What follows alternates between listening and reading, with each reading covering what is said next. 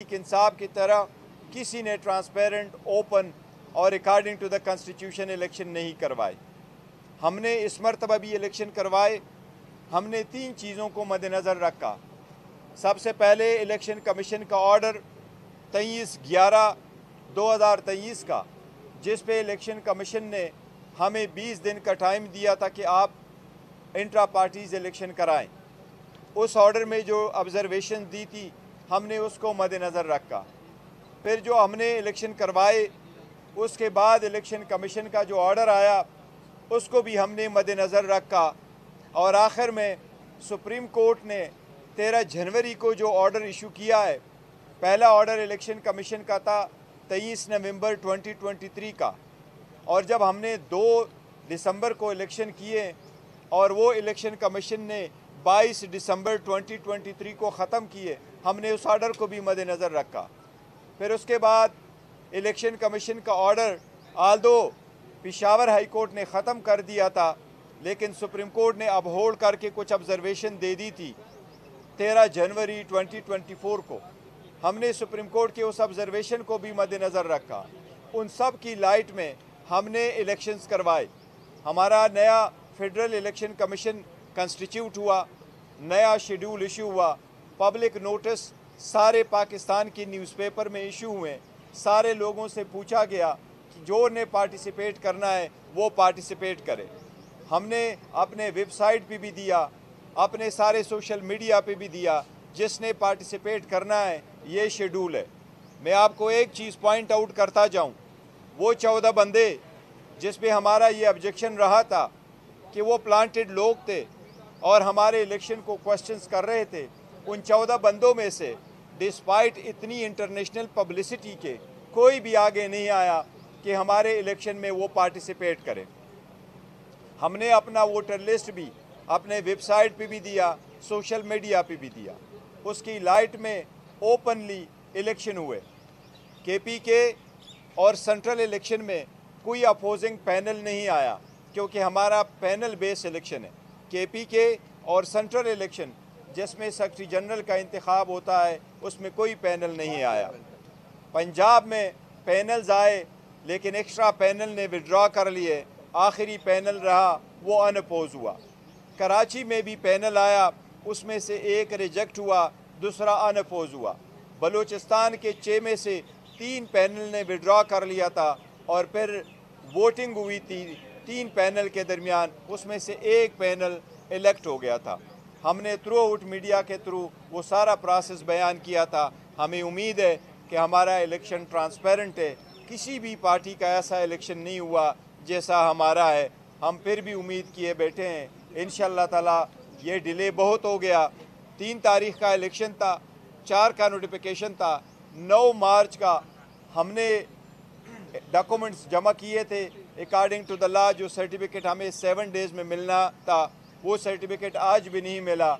आज election commission ने direct किया है कि वो ऑब्जर्वेशन हमारे सामने लाई जाए। हमारी दरख्वास्त है। अब तो बाई इलेक्शन भी हुए, अब सारे इलेक्शन जो ख़त्म हो चुके हैं, कि हमें अपना बल्ले का निशान भी मिले और हमारा सर्टिफिकेट भी वापस मिले। लंदन प्लान पूरी तरह एग्जीक्यूट हो चुका हुआ है। अगर कोई क्वेश्चन है जी जी। अच्छा, ये बताइएगा कि जिस तरह से अब हम देख रहे हैं सियासी दर्जा हरारत और मुज़ाकरात की बात हो रही है, क्या समझते हैं इस दफ़ा जो आपका इंट्रा पार्टी केस है, क्या पहले जैसे ही हाल होगा या आपको कुछ नरमी नज़र आ रही है, बल्ले का निशान वापस मिलता है? देखिए, मैं इस बात पे नहीं जा रहा कि देखो ना, अगर टेम्परेचर कम हो जाता है तो हमें बल्ले का निशान मिलना चाहिए, लेकिन टिक इट दिस वे, जितनी ऑब्जर्वेशंस किसी पॉइंट आउट कर दी थी, जो हम एग्री नहीं करते कि वो ऑब्जर्वेशन ठीक थी क्योंकि वो मिसरीडिंग ऑफ रिकॉर्ड था, लेकिन उसके बावजूद हमने द मोस्ट ट्रांसपेरेंट इलेक्शन किए थे। इसलिए कानून और rules, election act, election rules और हमारे कॉन्स्टिट्यूशन के मुताबिक हमें ये सर्टिफिकेट मिलना चाहिए और हमने इतने ट्रांसपेरेंट इलेक्शन करवाएँ। दूसरी बात, जो इलेक्शन आप सियासी दर्ज हरारत की बात कर रहे हैं, यस, दर्ज हरारत कम होने चाहिए, तरक्की की तरफ बढ़ना चाहिए। हमने तो जो कुछ हमारी तरफ से हमारे साथ ज़्यादतियाँ होनी थी वो हमारे साथ ज़्यादतियाँ हुई थी।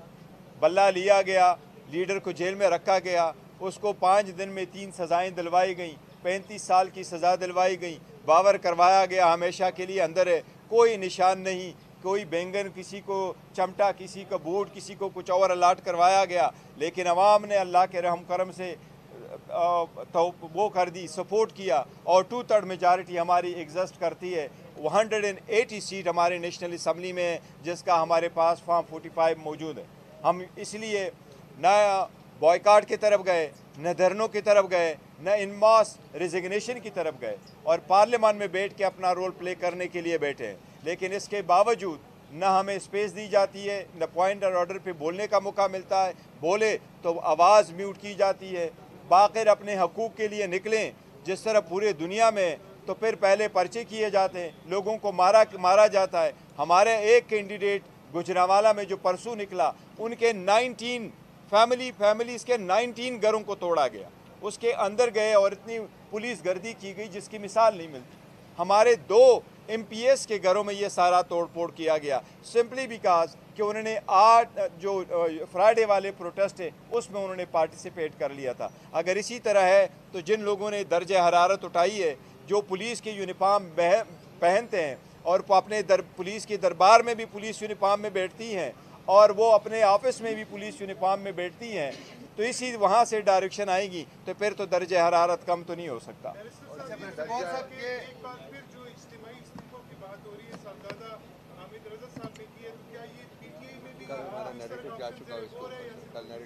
देखो, एक तो सबसे पहले हमारे उसकी मीडिया सेल की तरफ से हमारा नैरेटिव इस पे आ चुका है। दूसरी बात है जो हामिद रज़ा साहब ने कहा है, उसने सिर्फ ये कहा था कि कंसिडर किया जा सकता है। पॉलिटिकल पार्टी सारी ऑप्शंस जो है वो ऑन द टेबल रखती हैं, लेकिन सो फार हमारा कोई ऐसा ना फैसला हुआ है, ना कोई इंटेंशन है कि हम रिज़ाइन कर दें या किसी और ऑप्शन को एक्सरसाइज करें। हमने पार्लियामेंट में रहना है और अपने सारे जो मसाइल हैं उसका हल पार्लियामेंट में इंशाअल्लाह ताला ढूंढेंगे। और यही रीज़न है कि खान साहब के सारे केसेस हम बैक टू बैक कोर्टों में कंटेस्ट कर रहे हैं और आला अदलिया में कंटेस्ट कर रहे हैं।